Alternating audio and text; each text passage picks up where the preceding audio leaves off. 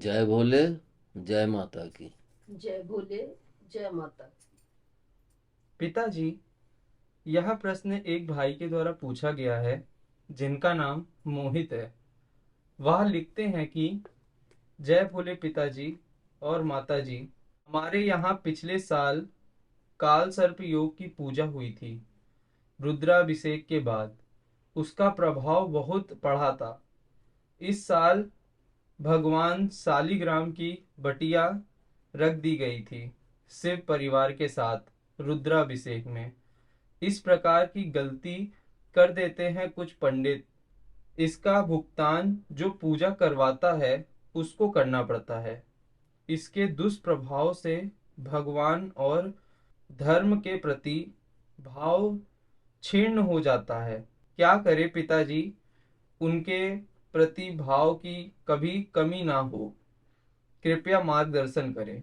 जय भोले, जय माता की। जैसा कि आपने कहा कि पिछले वर्ष काल सर्प की पूजा रुद्राभिषेक के साथ ही करवा दी गई, तो वह उचित नहीं है, क्योंकि दो पूजा का सम्मिश्रण नहीं कर देना चाहिए। जो भी करें एक एक करके करें। वैसे मैंने सुना भी है, मेरे भी काल सर्प योग था, तो जो मेरे यहाँ पंडित जी थे उन्होंने उस समय कहा था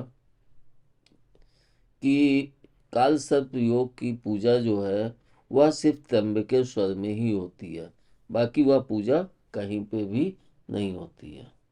और अगर हम कहीं पे करा भी लेते हैं तो वह हमें संपूर्ण फल नहीं देती है।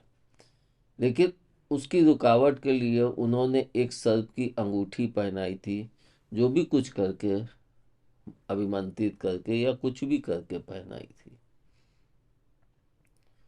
फिर उसके बाद हालांकि उस अंगूठी से कोई फर्क तो नहीं मिला,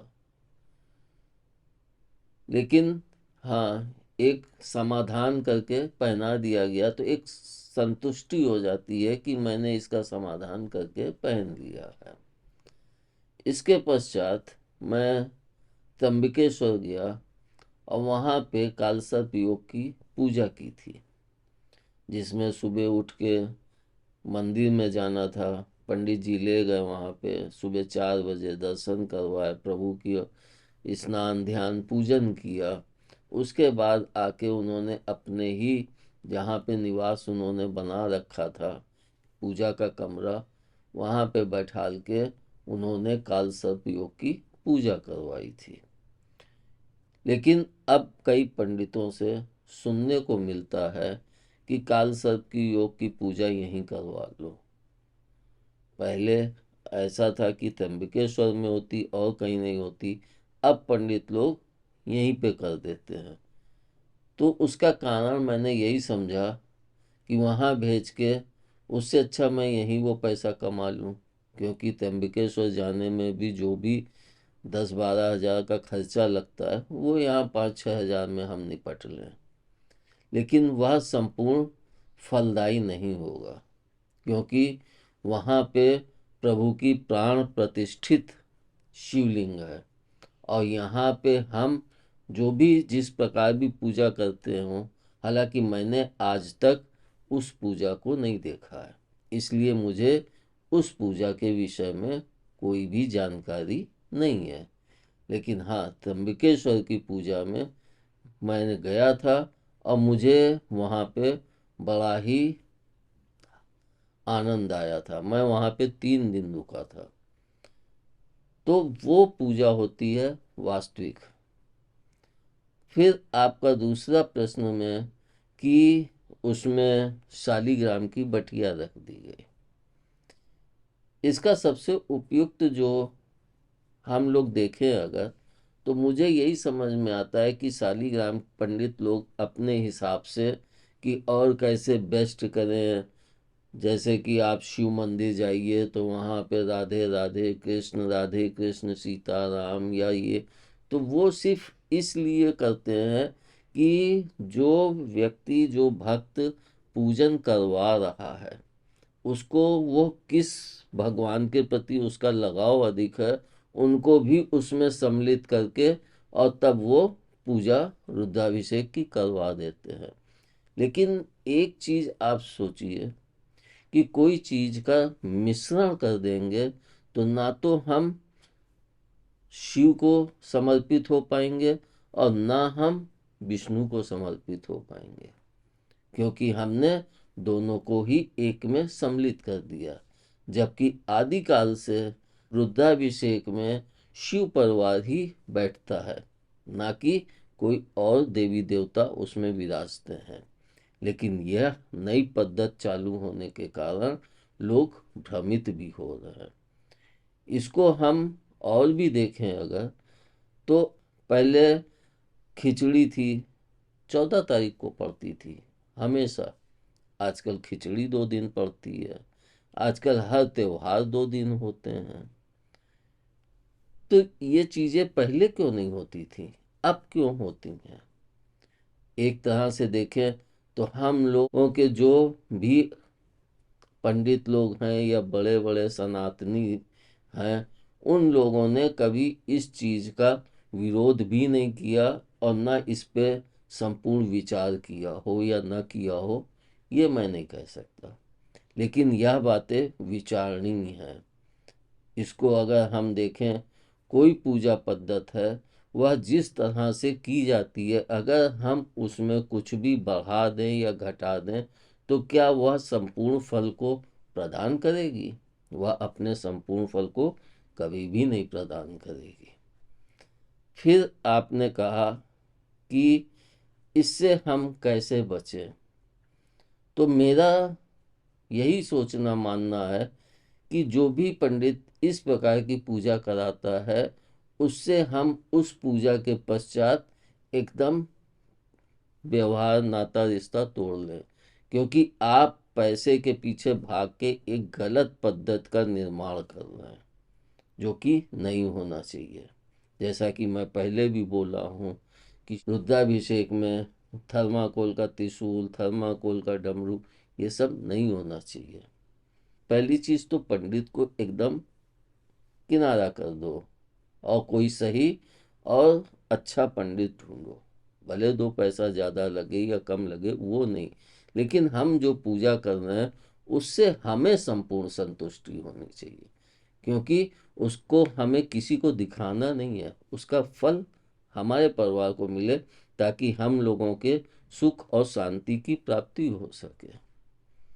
अब अगर यह गलतियां हो गई हैं तो इनको कैसे हम सुधारें?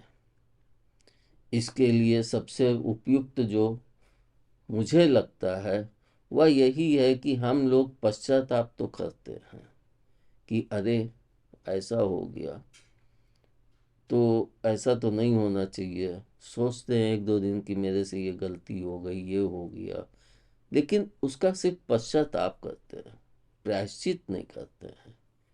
हमें से जो दोष हुआ है उसके लिए हम प्रायश्चित करें कि हमसे ये गलती हुई है, आगे से हम कोशिश करेंगे कि यह गलतियां दोबारा से ना हो।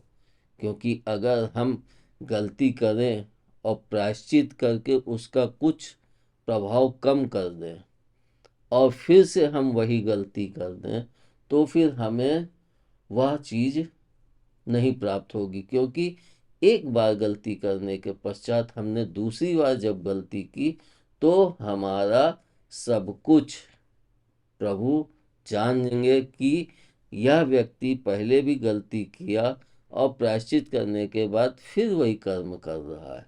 तो इसके ऊपर विश्वास करना मुश्किल है, क्योंकि यह प्रायश्चित करके फिर से तीसरी गलती कर सकता है। इसलिए हम प्रायश्चित करें और दोबारा से कभी वह गलती को न दोहराएं। प्रायश्चित करने के लिए जैसे रुद्राभिषेक में गलतियां हुई हैं तो हम कोई शिव जी का मंत्र लेके उसको निरंतर जप करें। वैसे तो कहा गया है कि एक चक्र 40 दिन का होता है, इसलिए हम नियम से 40 दिन तक उस जप का अनुष्ठान करके, जप को करके संपूर्ण प्रभु का और अपनी गलती के लिए उनसे क्षमा प्रार्थी होते हुए, तब हमें शांति भी प्राप्त होगी और उस पाप से हमें निवारण भी, मतलब मुक्ति भी मिलेगी। तो इसलिए हम कोई भी गलती करें, किसी के भी प्रति करें, तो पश्चाताप नहीं, प्रायश्चित करो, क्योंकि पश्चाताप थोड़ी देर के लिए होता है और प्रायश्चित एक लंबे समय के लिए होता है। इसको अगर हम और अच्छी तरीके से समझना चाहें तो हम ऐसे समझ सकते हैं। मैं जब बचपन में परमठ जाता था तो वहाँ पे सिर्फ शिवलिंग स्थापित थी प्रभु की।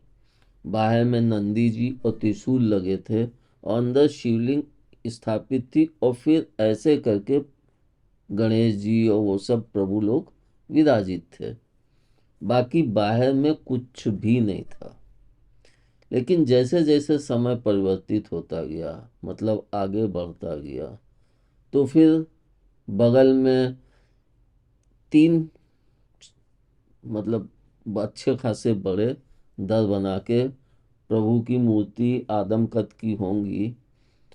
एक में गणेश वो शंकर पार्वती जी खड़े रूप में, एक में कृष्ण राधा, एक में सीताराम। इस तरह से 3 भगवानों के और दर बना दिए। वहाँ पे भी दान पात्र रख दिया गया कि चढ़ावा ज़्यादा आएगा। फिर कुछ समय और जैसे मेरी उम्र 5-10 साल और आगे बढ़ी होगी, वो फिर देखा कि वहाँ पे अंदर संतोषी माता, साईं बाबा और शनि देव, गंगा जी और जाने कितने सब बैठाल दिए गए। अब सबके आगे पंडित जल लो, आदमी दर्शन कर रहा, इधर भी चढ़ाओ, उधर भी चढ़ाओ, उधर भी चढ़ाओ। तो हम लोग अपने सनातन धर्म का प्रारूप ही खत्म करते चले जा रहे हैं।